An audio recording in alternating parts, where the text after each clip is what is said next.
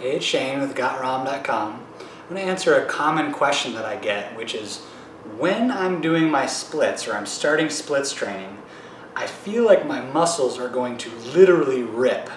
And this is the same thing I experienced when I first got into like a splits-like position. And I was like, if I go any farther than this, I literally think I'm going to tear a muscle.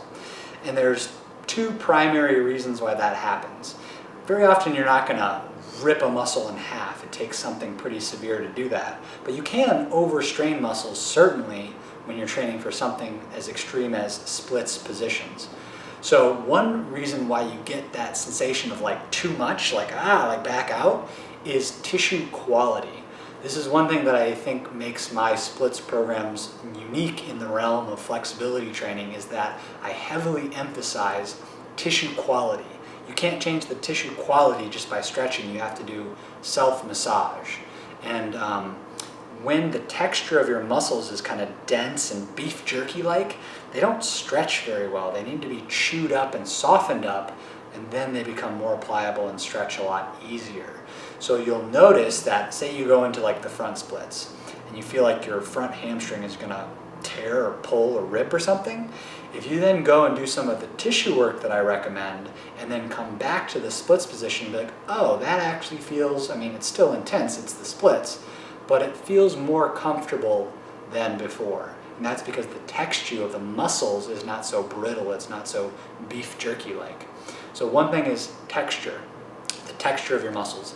The other thing is progressive overload. If your body senses that it's at end range and it doesn't have strength at that end range, it's going to send signals to you to like, hey, red light, stop, don't go any farther. But if you systematically strengthen your end ranges by, say, adding weight in a progressive overload fashion, like maybe you're doing the splits and you are holding an additional 1 pound kind of to push you lower into the splits. Maybe you do that for 2 weeks, and then on the third week you add another pound and you're holding 2 pounds.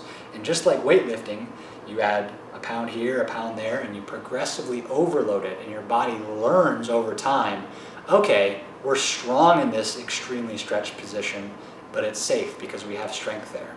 So if you feel like you're doing the splits and you feel like your muscles are going to pull or tear, one, work on the tissue quality, and two, look at, are you progressively, slowly, rationally, systematically overloading that muscle? Are you using the overload, the progressive overload principle of 1 pound and then 2 and then 3 and then 4 and then 5? That's the way to do it. And when it comes to the splits, it's not always you add extra weight to your body. It can be, say I'm working on my active middle splits, and I'm out in this position, and maybe, I'm supporting myself with my fingers, and maybe week 1 I'm here, week 2 I go 4 fingers, 3, 2, 1, and then the active kind of middle splits position.